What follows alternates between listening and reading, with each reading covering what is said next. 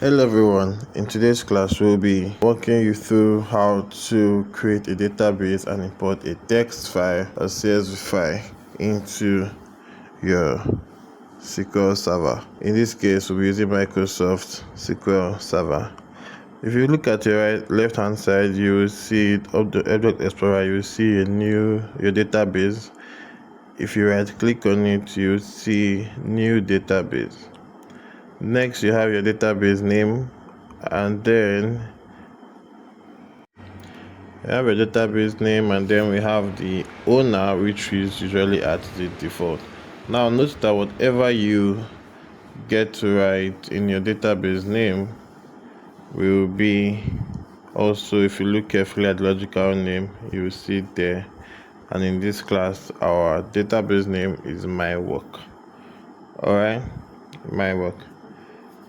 At the bottom you will see add and OK. Please do not add, just OK. And if you go back to that database, you would find out that your new database has been created. It's that simple. Now, how do we import files into database? You would click on database you want to add the file to or a table to, and then you get your task, and then you check for import flat file because we're using a CSV file, right? As I'm using a CSV file, I'll say import flat file. Just clicking on it to open a new page for me, and then we have an introduction and specify input file, just a whole lot on the left hand side. Then if you go to next, you get to see location of file to be imported, and then you just browse to find the accurate location where the file you want to work on has been saved.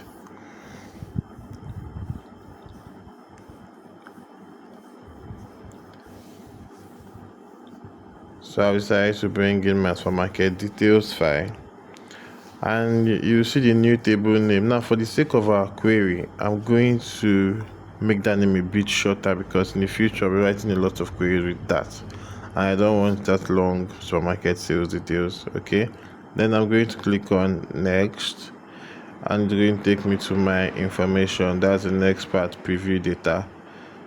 You have your information on that table, and then the column names, and then using rich data type detection to match fit. The next page is the modify columns, where I get to allow nulls and then choose my primary key. Remember, primary keys are not supposed to have duplicates, right? Then I'll move on to my summary, and then just the way I've created it, and I'll finish my work there.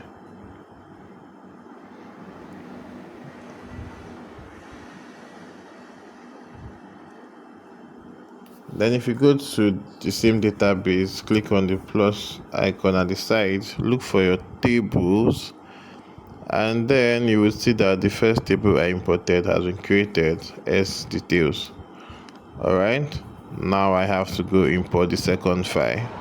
The same procedure for my tax, import flat file, and then I'll just repeat the whole thing I did before, which is go look for the file I want to add. This time it will be my transaction file, supermarket sales transaction. I'll also edit the name just to make it shorter. My table schema is still DBO, and then after that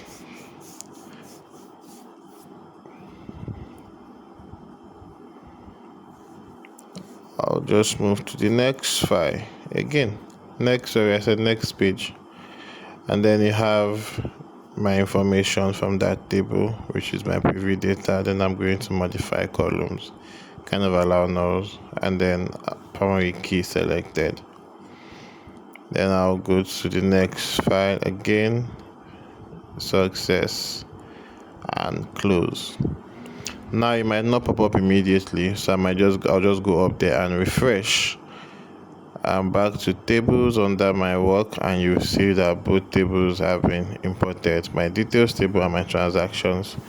Then I'll go to new query, and in my new query I'll be able to check that what I want from those files is exactly what they are giving to me. So I'll just select my white card. Now white card is presented by your star on your system, right?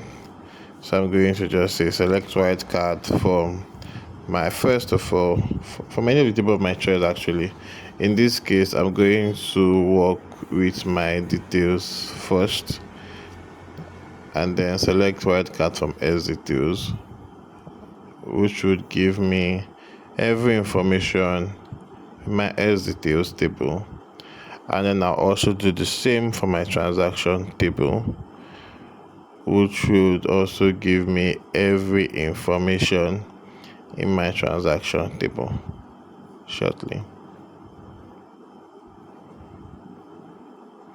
And there we have it. It's really simple to create, alright, and import.